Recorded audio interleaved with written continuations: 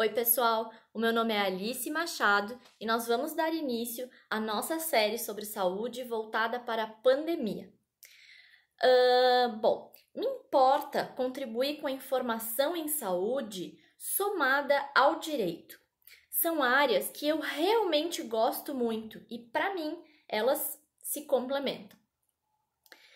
Eu tenho essas duas formações acadêmicas, na saúde e no direito. Portanto, eu vou tentar ser bastante objetiva para alcançar a finalidade aqui, que é facilitar, através da informação, que você desenvolva um senso crítico e tome as suas decisões de uma forma mais segura, mais assertiva, ok?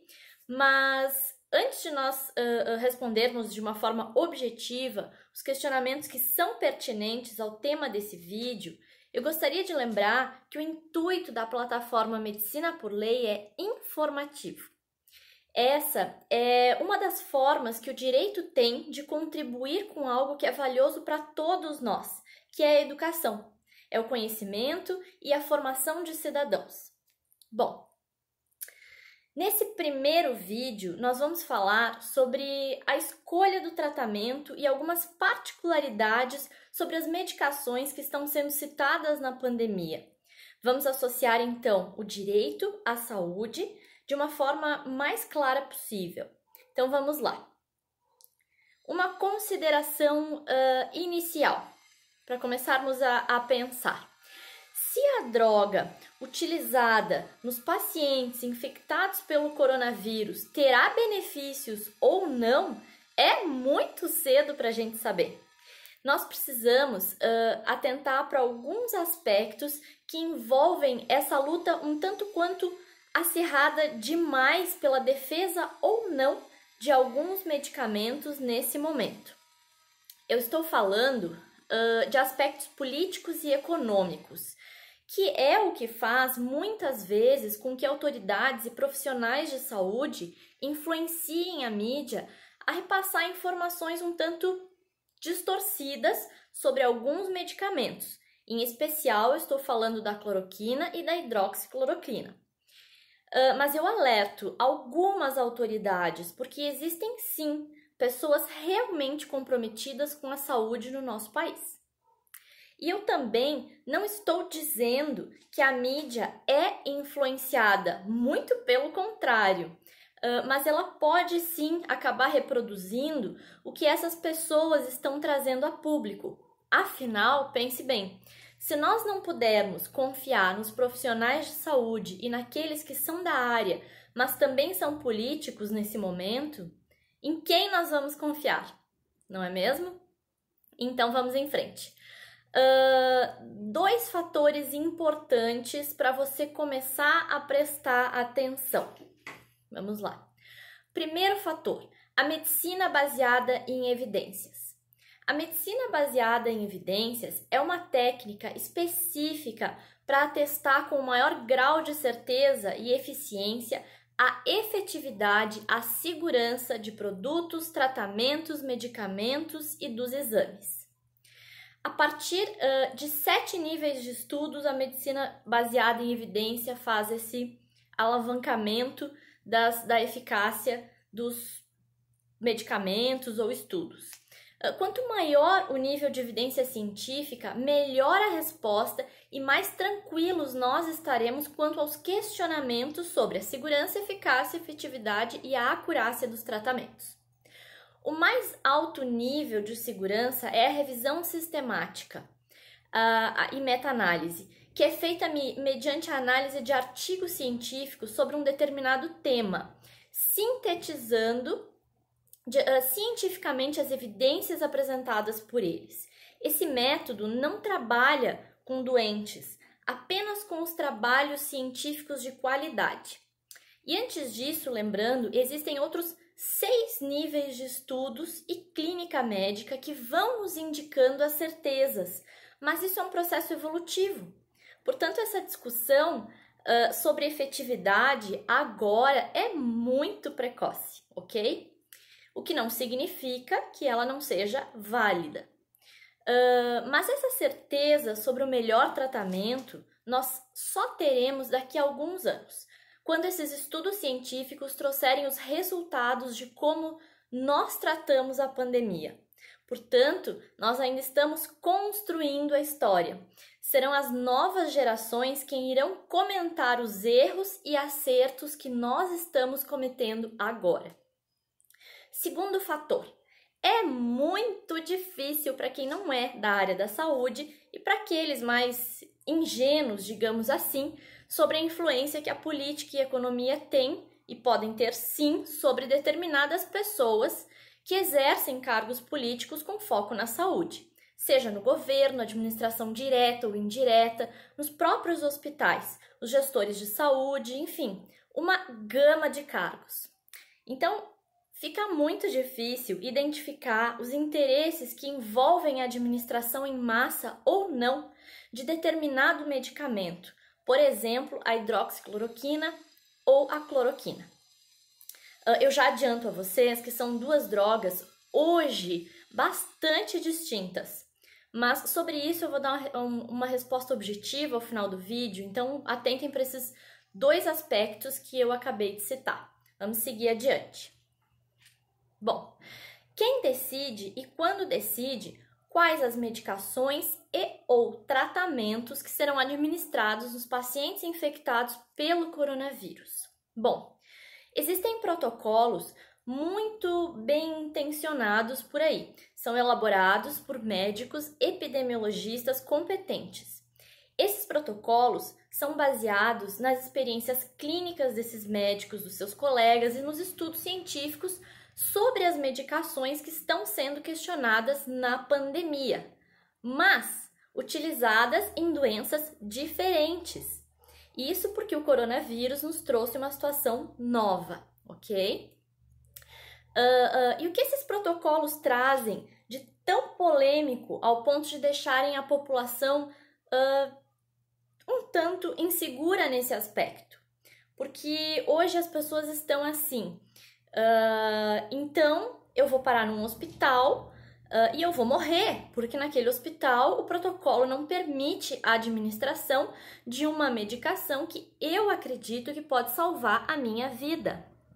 Bem, o que acontece nesse momento é que muitas pessoas estão dando opiniões sobre a saúde dentro de uma mescla de interesses políticos e econômicos, inclusive da própria indústria farmacêutica. A gestão também de muitos hospitais difere sobre esse assunto.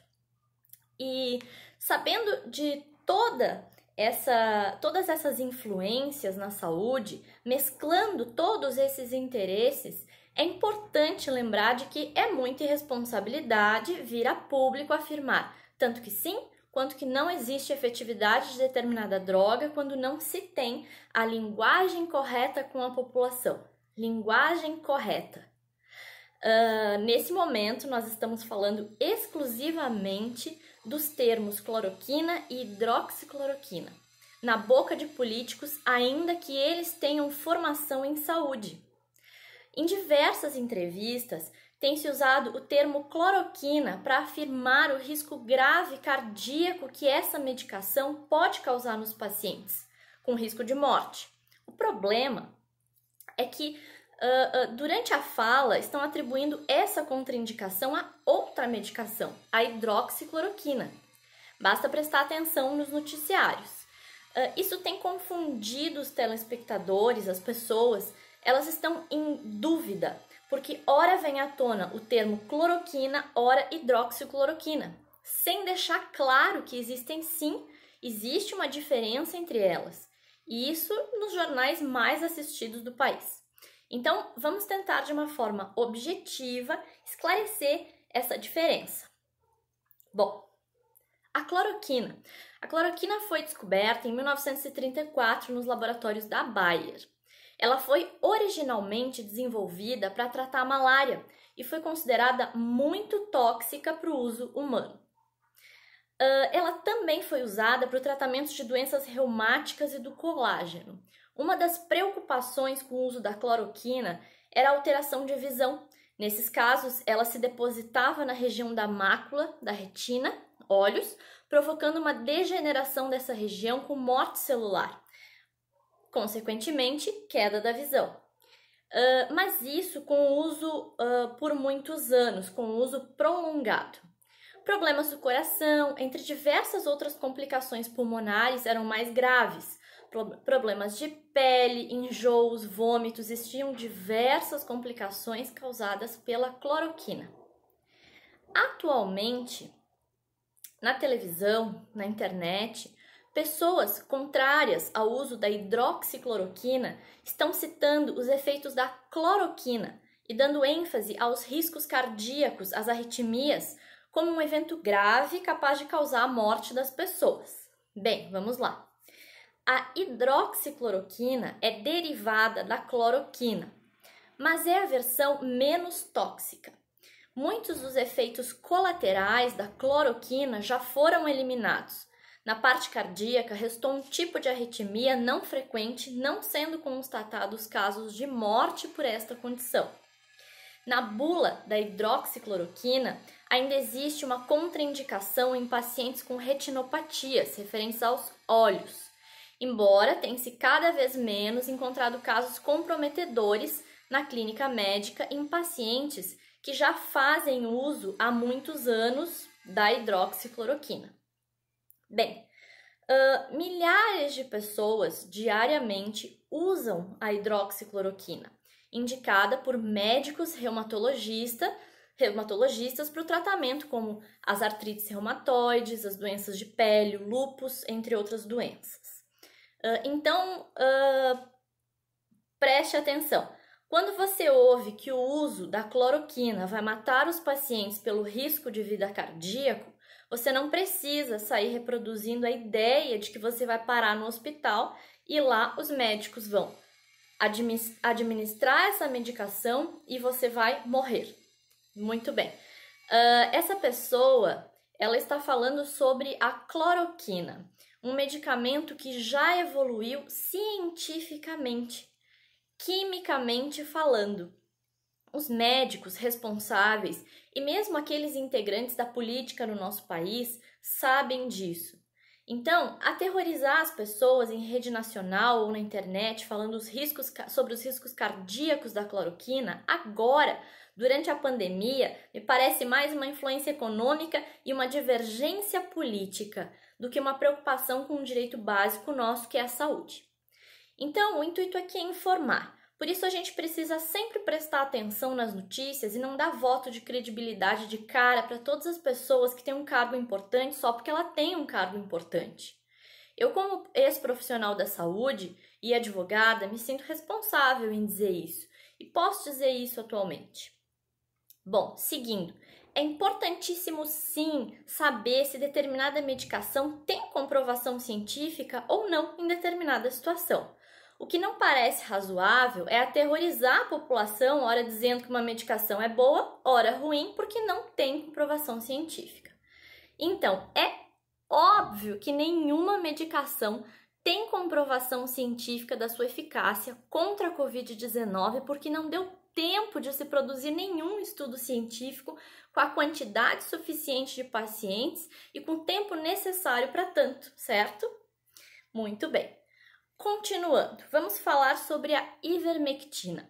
Todo mundo já sabe da notícia que saiu na internet, nos jornais, sobre o fato de que a população na Etiópia e alguns outros locais estariam apresentando um menor número de casos pela obrigatoriedade da administração da ivermectina.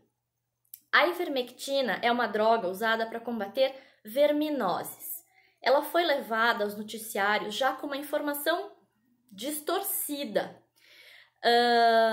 O foco, nesse caso, foi que ela seria responsável pela cura da Covid-19, porque nos locais onde ela é comumente usada pela população, os casos foram pouquíssimos em comparação ao resto do mundo. Acontece que poderia também ter sido tão quanto noticiado o fato da ação da ivermectina nos estudos científicos não permitir a replicação de uma gama de vírus. Ela possui uma atividade antiviral detectada em laboratório na Austrália, em Melbourne, se não me engano, E, é claro, o uso da ivermectina no combate à Covid-19 também dependeria de resultados de mais testes pré-clínicos e, finalmente, de ensaios clínicos. Então, o que choca é que acontece que as notícias são jogadas na internet de qualquer maneira, talvez por conta de uma disputa pela audiência.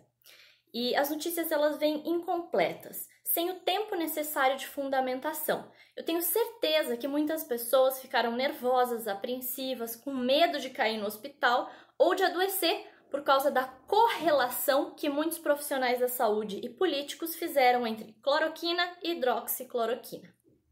E agora que nós já começamos a falar sobre 2 possíveis vacinas, o tempo já passou e essas pessoas não entenderam nada, só ficou a visão do medo e a educação e a informação passaram batidas.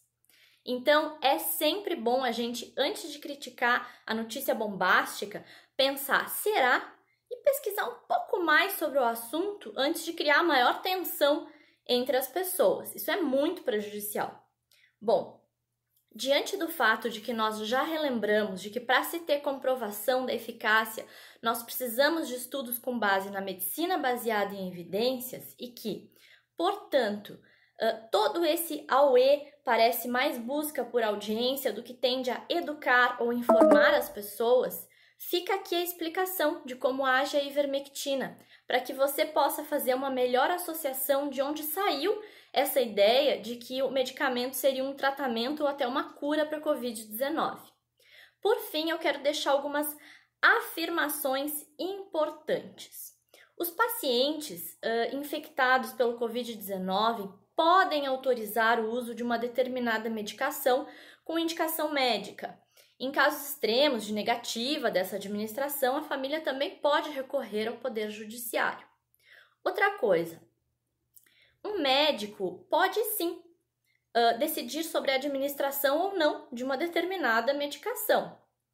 E um termo de consentimento pode sim ser exigido pelo hospital, assinado pelo paciente ou responsável familiar, para que se administre uma medicação diferente do protocolo que ali está sendo utilizado. Agora, para fechar o raciocínio, para que diante das informações você possa começar a formar a sua ideia, o seu senso crítico, eu quero que vocês atentem para 3 pontos. Ponto 1. Um detalhe que faz toda a diferença nessa discussão diária sobre a escolha da melhor, da pior, da menos pior, digamos, medicação, é que o Conselho Federal de Medicina já disse que o acesso à informação correta nesse momento impede o pânico e a confusão. E nos ajuda bastante, né? Não atrapalha, pelo menos. Ponto 2. Embora o Código de Ética Médica afirme que o médico tem o dever de tratar os pacientes da melhor forma e com a melhor escolha, não significa que o médico pode prescrever toda e qualquer tecnologia. Pode sim, caso haja comprovação científica a partir da medicina baseada em evidência. E pode também com base na clínica médica nos casos com medicamentos com pequenas alterações, quando permanece o princípio ativo e não divergem do rumo do tratamento. Mas esse é um aspecto muito técnico da medicina que não cabe prolongar aqui. E ponto 3. E para encerrar, eu penso ser muito pertinente deixar aqui, visto o intuito informativo, uma citação que eu vou ler para você sem qualquer constrangimento. E eu também deixei na descrição desse vídeo a referência dessa citação para quem se interessar. Então, lá vai. Vamos lá.